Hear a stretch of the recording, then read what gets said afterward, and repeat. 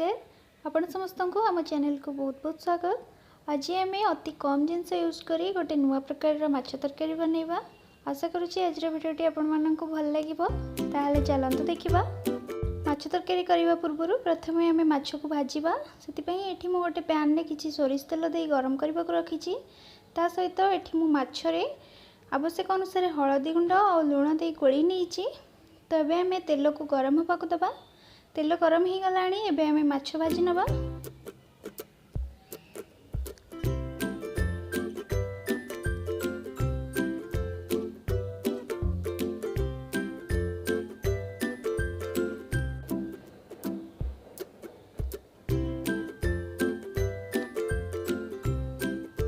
तो आपण ये देखि पारथिबे हमर माछ भजा हो गलानी।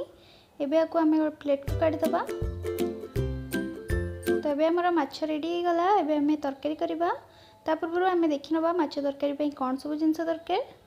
तो एठी मु दुईटा मीडियम साइज रो टमाटर को काटिकी नेइछि।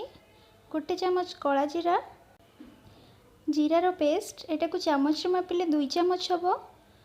6-7 पाखुड़ा रसुण को एठी मु छेचिकी नेइछि। हाफ चामच हळदी गुंड, गोटे चामच काश्मीर लंका गुंड आउ नेइछि किछि लुण। तो ये मुझे तरकारी करने सेम पैन यूज करुँची। आपन चाहिए आउ गोटे पैन यूज करें। तो ये अल्प किछि तेल थिला आउ से 2 चामच तेल दे तेल को गरम होगा दबा। तेल ये गरम हो गलानी। एबे से कला जीरा को देदबा। टिके गोली नबा आउ तापर से रखिथिबा रसुण रो छेचा को देदबा। आउ ताको मध्य गोटे मिनिट पई गोली नबा।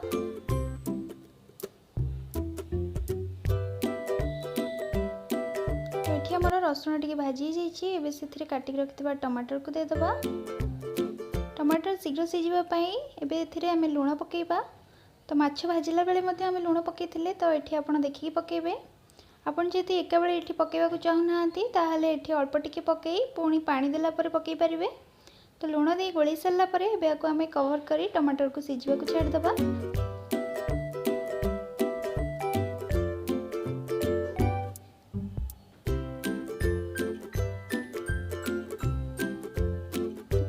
ये आप देखिपे आम टमाटर टिके नरम हो गलानी। एबे से बाकी जिनस सब पकेदबा। तो हाफ चामच हळदी गुंड, गोटे चामच काश्मीर लंका गुंड देदबा।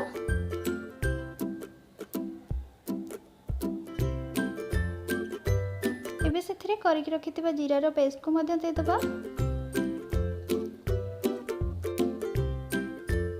जीरा पेस्ट रखिथिबा जगह रे अल्प किछि पानी देकी ताको एठी देदबा। ता द्वारा से जहाँ लगी सेटा मध्य यूज हो। तो ये को आम मीडियम फ्लेम रे आउ किछि टाइम कसी नबा।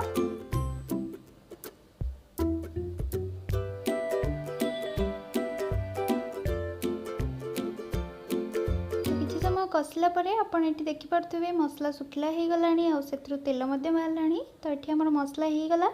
एबे आम एथिरे पानी दबा। एठी मु गोटे ग्लास पानी दउची। आपण निज आवश्यकता अनुसार देखिकी देबे। पानी दे गोली नबा आउ आकु एबे आमे कवर करी पानी को फुटिबा को छाड़ दबा।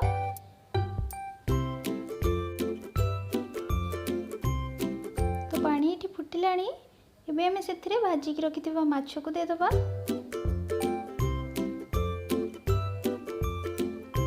माछ दे टिके गोली नबा और पुणी थे आपको कवर करी 5 मिनिट पे मीडियम फ्लेम रे फुटिबा को दबा।